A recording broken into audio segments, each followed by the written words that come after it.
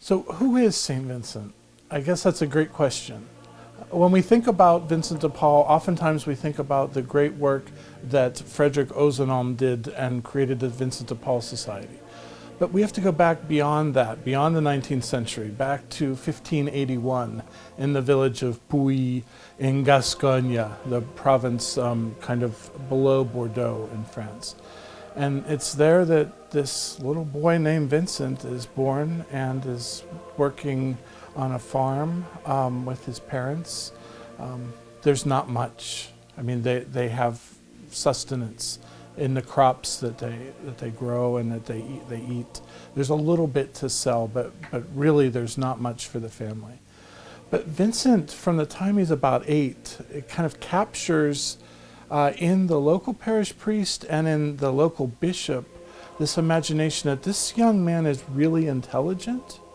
Okay, of all the schoolboys that serve Mass, Vincent understands what to do. Okay, he understands what Father says when he gives instructions. He's not just kind of floating out there, and I think that's what initially interests the church in investing in Vincent. So had his family not been so devout, had they not been always at Mass, he may have been passed over.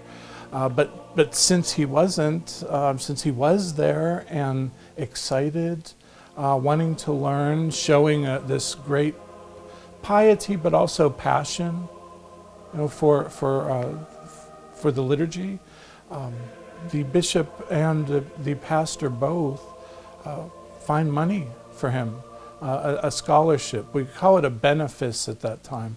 In which it would pay for everything, because there, as I mentioned, there is no money at home. That's why Vincent's off to seminary at 14. Okay, it's amazing now we think today. And he's finished with seminary at 19. Okay, so his ordination is in 1600. So he's 19 years old.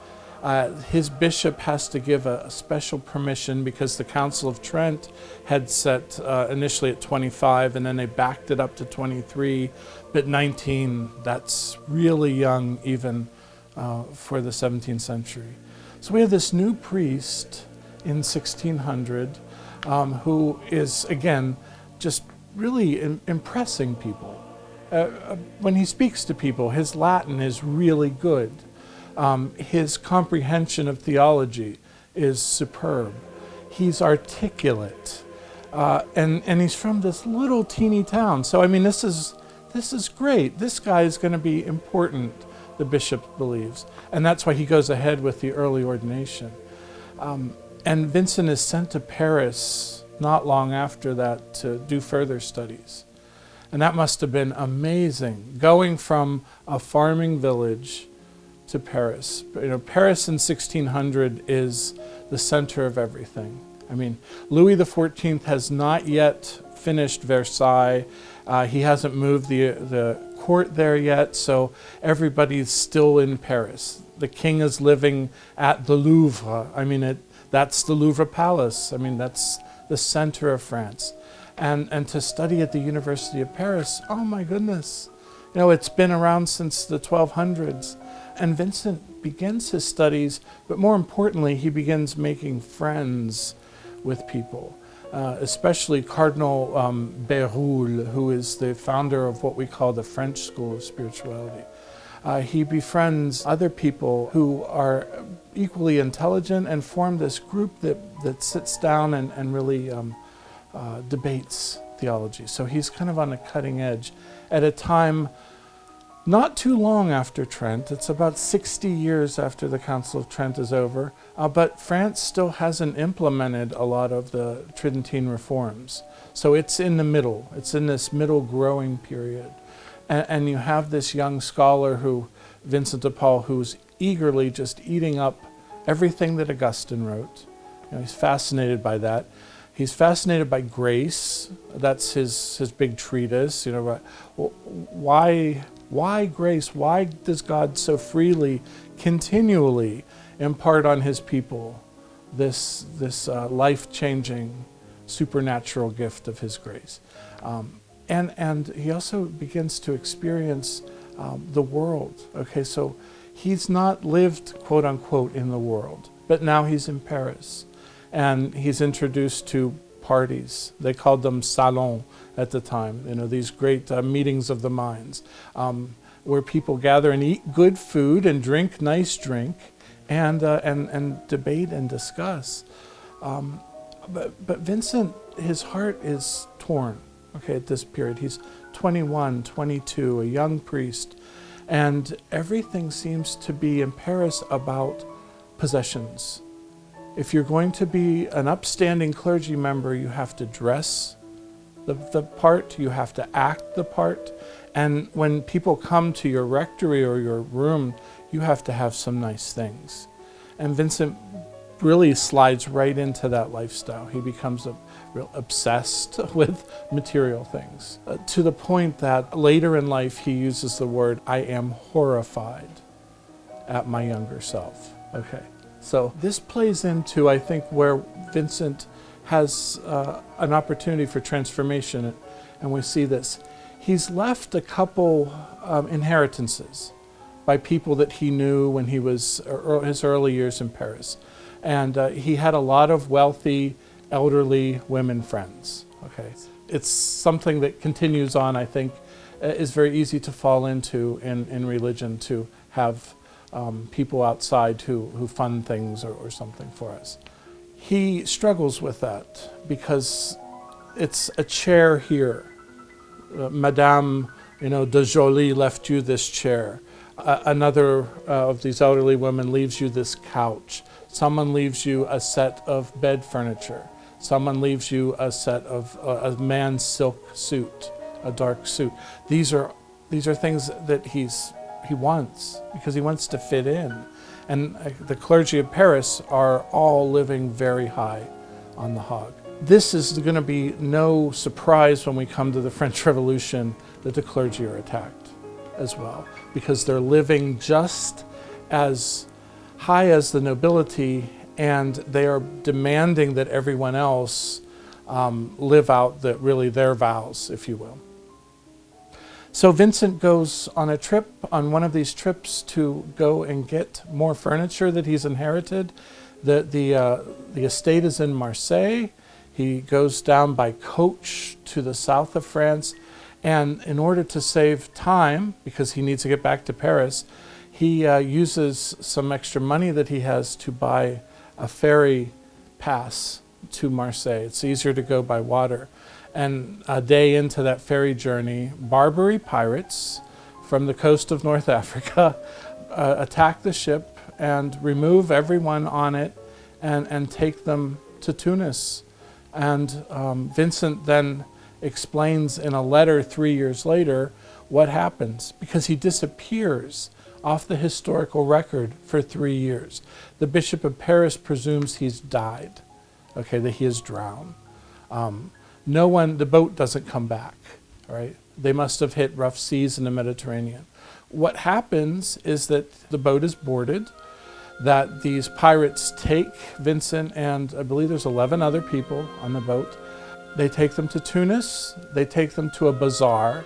Okay, this is a completely different religion, different understanding, different worldview. So this is not old Europe. And I make a point of that because we might think today, oh, Tunisia, Morocco, they're vacation destinations.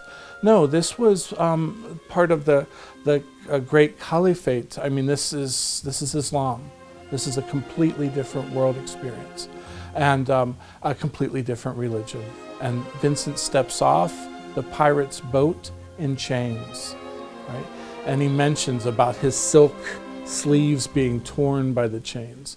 They're marched into the bazaar. They're stripped of all their clothing and they're trotted around, he says, like horses, all right, as people are literally bidding on them. So he has this experience of the complete poverty of Christ. I mean, it totally bursts in his world, right? And there he is, nothing, no clothes, no possessions, and he's on a block with a chain and a collar on his neck and being sold in a language he does not speak, in a world that is foreign to him, and in a religion that is not his own. So the fact that he's a cleric means nothing. He's sold to the highest bidder and taken as a manservant to a house, which means he helps the gentleman of the house dress. He helps with feeding the men. The household was divided, men and women. And Vincent is experiencing at this time what it's like to live in a place where there's nobody cares about him, right? They don't care that he doesn't speak Arabic.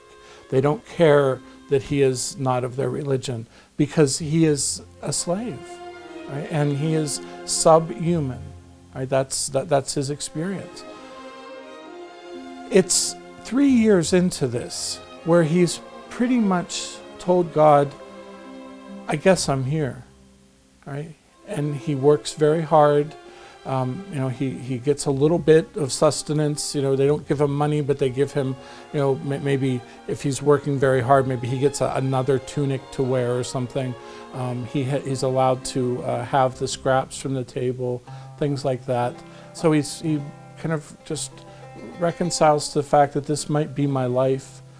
And a missionary comes to Tunis on a trip, from the Pope. Now, what the popes did at this time, they knew that this happened. And the caliphs knew that the popes would be sending people with money to buy people out of slavery, to buy Christians out of slavery. So this is what happens to Vincent. Literally, one day his master comes in and says, you're free to go with this man. You've been purchased from me.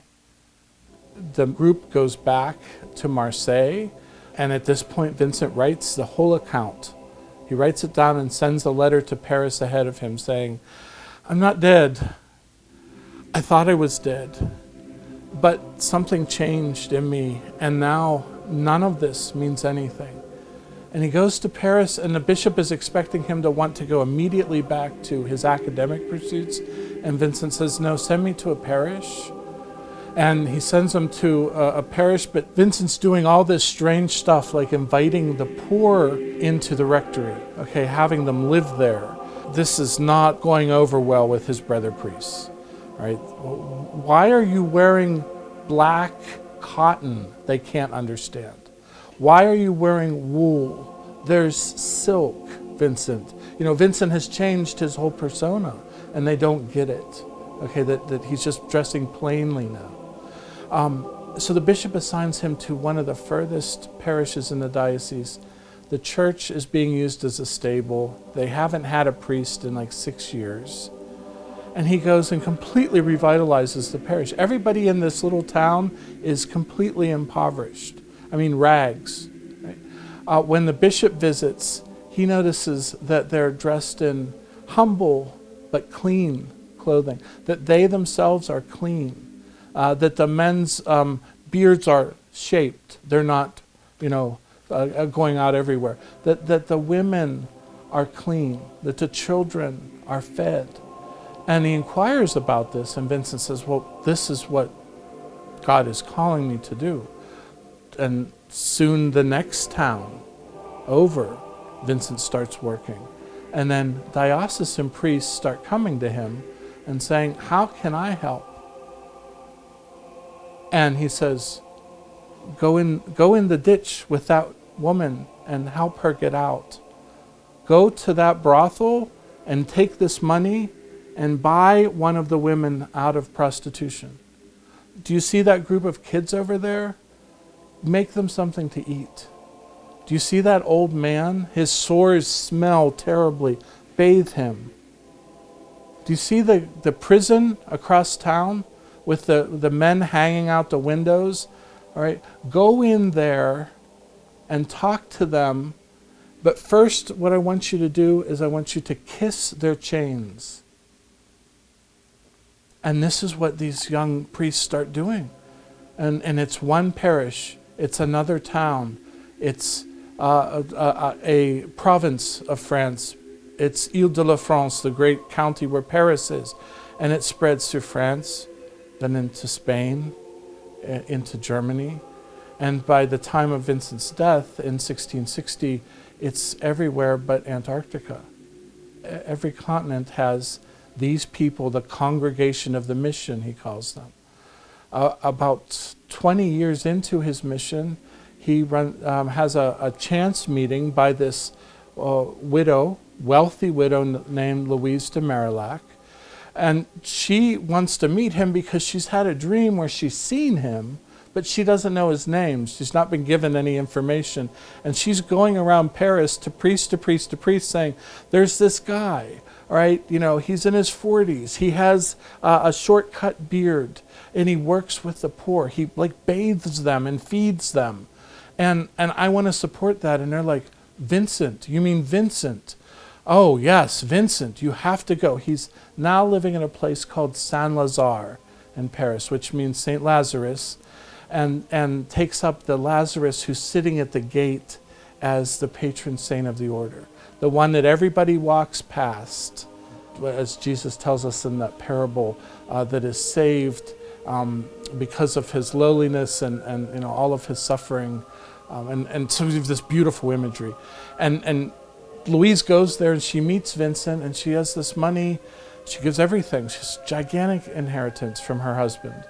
And he says, why don't you join what we're doing? Right? So as a widow, she had money, so that was her protection. But now she has nothing, so she does join Vincent. And she gets other widow friends who want to help to join, and they form the Daughters of Charity. So they're an order of widows, as St. Paul says, and the Acts of the Apostles, that the widows should be taken care of, but they should also be doing this kind of ministry. So they're out there too. And it's just so transformative for the church in Paris at a time where the clergy are completely falling into this trap of materiality and things. He saves the church in France by reintroducing the teachings of Jesus of Nazareth. It's so powerful. And that's who this Saint Vincent is. When he says at the end of his life, when his disciples, who now number in the thousands, men and women, when they say, what should we do next? What is our job? He says, to go to every town, to every parish, and to remind people of the love of Christ, to bathe them, to feed them, and then to tell them about Jesus. Show them Jesus, and then tell them about Jesus. He said, don't make the mistake of going in lecturing and beating them over the head, but show them who Christ is, that you are of Christ, and then let them experience the catechesis. So he renews, this order renews the church in France. So by the time of the Revolution, I think that's how the church survives, is the Vincentians in the outer parishes had catechized all of the French people by this point. So the revolution happens, there is a great turmoil in the church, but that's 1789. By 1803, Napoleon has restored the hierarchy, and the church continues. I mean, it was hurt, but it wasn't destroyed.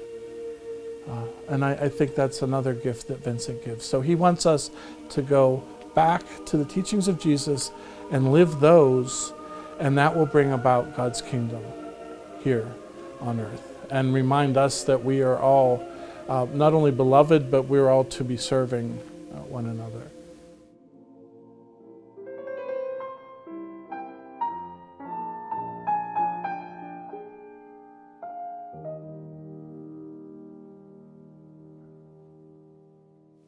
So oftentimes I'm asked the question, why are we called Saint Vincent? Like, he's not a Benedictine. In fact, when I was in Paris, I stayed with the Vincentians at the mother house, the kind of the daughter of Saint Lazare. And the superior came up to me the first night at dinner and said, "You're from a monastery called Saint Vincent?" And I said, "Yes, it's from a parish called Saint Vincent." And they were fascinated.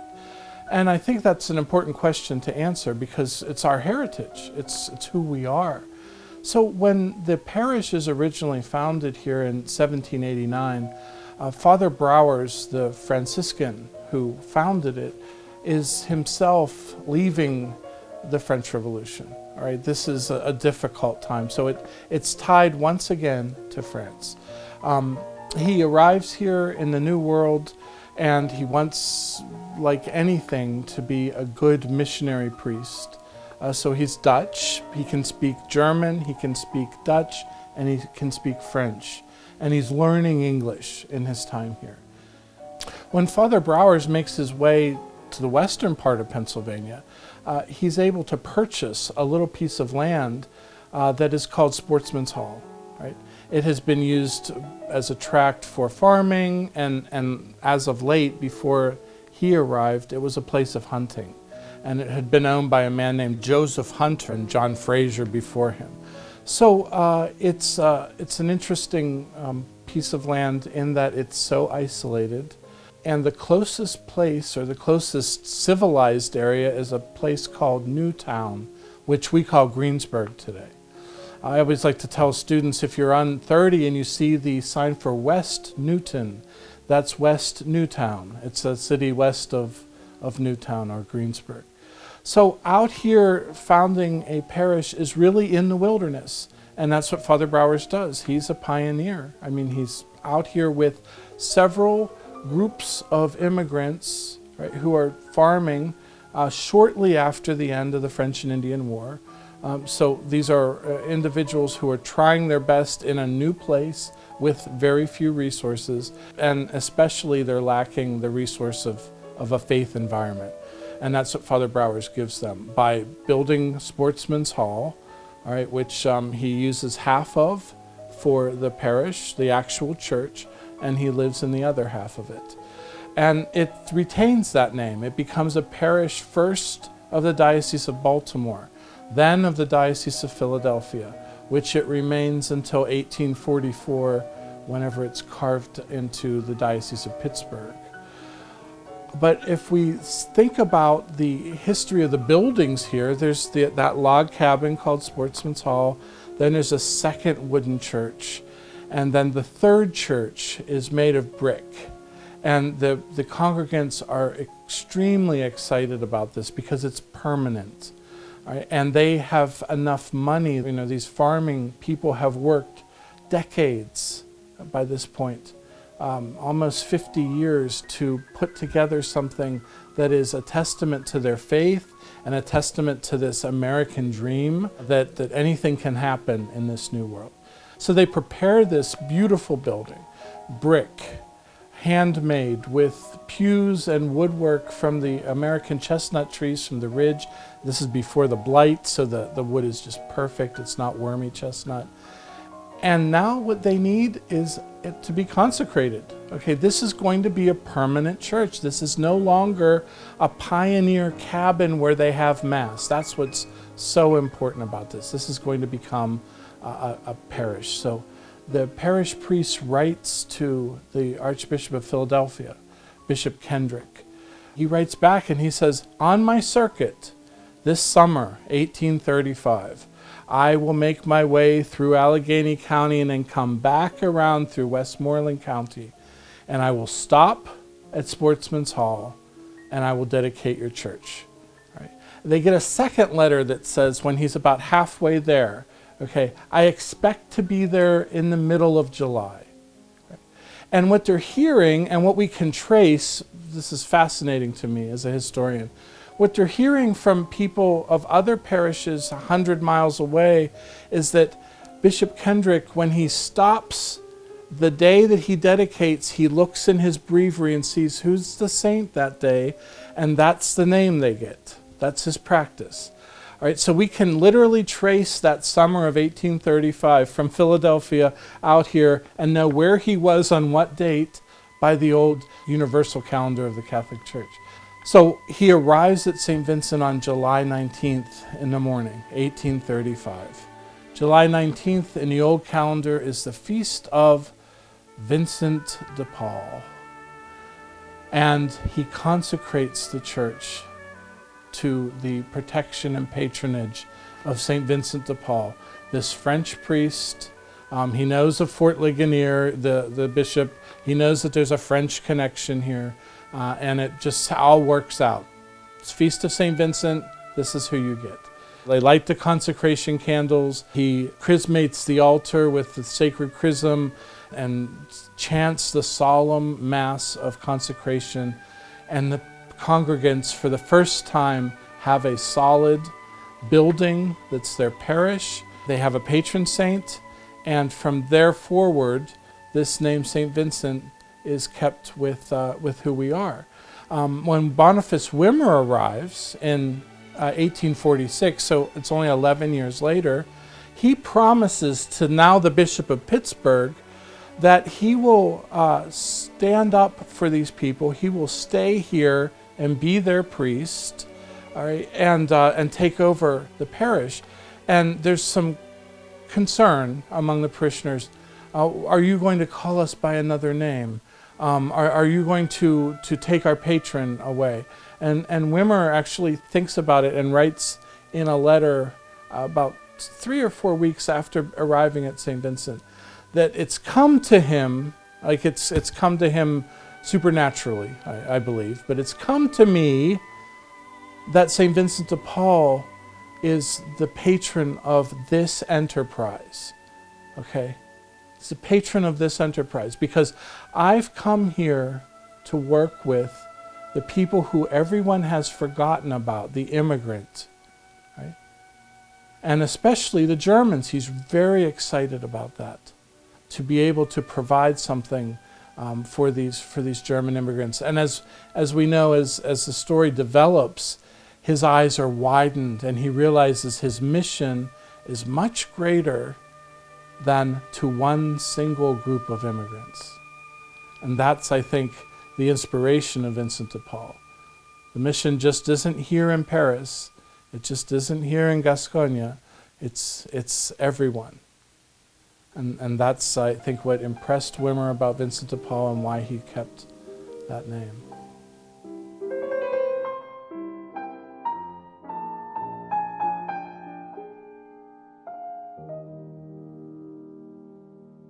So imagine that this German monk, this little ball of energy from Bavaria, comes across the Atlantic and becomes the pastor of St. Vincent Parish. And initially, the parishioners and he are kind of looking at one another, across the expanse of the physical building of the church, because not everybody in the congregation is German. Wimmer realizes right away when he first sets foot on St. Vincent soil that the mission that he is called to here is much broader than what he initially thought, it just being for Germans. He realized that there's a whole group of people, a whole population that nobody cares about, that nobody is investing in, because they are from different places that speak different languages. And Wimmer, very much as he takes the example of Vincent de Paul and that charism, where Vincent de Paul goes into his mission and realizes right away it's not just Paris, and then it's not just France, it's the whole world that we're called to serve. Wimmer really encapsulates that in his early mission to America and his early mission to the parish here at Saint Vincent. So there are Germans, but then there are also Irish who speak this language called English that Wimmer does not speak. There are Italians and Czechs and Slovaks and Polish people coming from all parts of the world to this area for a new life. And Wimmer realizes, with sometimes great trepidation, that he's called to minister to each and every one of these groups as much as he is to his own ethnic and language group. And I think that's what makes St. Vincent so important and such a wonderful pole, if you will, of Catholicism that draws so many people to the parish and draws so many people even today to experience that welcome that we all have felt when we come to St. Vincent. So Wimmer starts with that initial parish group and then realizes right away that these people have little ones. They have children. And these children are not getting an education. There's no standard for education in 1846 in this country. It's the religious groups that have to take really control of that and afford everybody education. Okay, Wimmer knew himself, much like Vincent de Paul, that it was because of somebody seeing something of import in him that he was able to be educated. The same with Vincent de Paul, and Wimmer wanted to bring that to the people of St. Vincent Parish and of Westmoreland County, then of Pennsylvania, then of the United States, and then to the world. My favorite quote of Wimmer's, "We belong to the whole world." So imagine that, having a school where you have Irish children sitting next to German children, sitting next to Italian children, sitting next to Czech and Slovak and Polish children, and each of them learning English together. The monk who's teaching them, and later on the nun who's teaching them, along with their parents too. The children bring that home. And these are the first Americans, if you think about it, because this is still the wilderness in 1846. So this pioneer parish, this pioneer people, matched up with this pioneer monk as their pastor, begin to do great things here. And Wimmer wants to make sure that there is not a cost associated when he founds these schools. St. Vincent Grade School, then there's St. Vincent High School, then St. Vincent College and Seminary, that the children of immigrants can come here and be educated because there's something important about them. And what is that? They're children of God. They're children of God. That's what he sees in each and every one of them. So even when they go on to build the Basilica, the parish and the monks together, they decide that the people who should break the ground are the children. And on that rainy March day in 1891, it is the children of St. Vincent Parish, who by now would be the great-grandchildren of those first children that Wimmer taught, are there with their shovels, breaking ground in the rain, and remember that for the rest of their lives, and hand that memory down to their great-great-grandchildren who are the parishioners of today. Wimmer takes that same spirit that he learns at St. Vincent Parish, that he develops here in all of his missions, not only to people who are of German descent and Italian and Polish and Czech and Slovak, but also to other ethnic groups, especially in the South. He has a special ministry to freed slaves and begins to educate them and found a school for them, just as he had at St. Vincent. So that whether someone is black or white, whether they are German or from Africa or from Asia or from Europe, they all have an opportunity to be educated and to be part of this thing that we call St. Vincent. And it all begins at the parish. Everything starts there, and from their flowers outward. to cover really the new world with an opportunity. Okay, because again, these people were coming from Europe not with wealth, not with possessions, but with their faith alone. And that's what Wimmer has too. He doesn't have much when he crosses the Atlantic except for 18 students and then the parish that embraces him. And from that little beginning, as we know, much grows.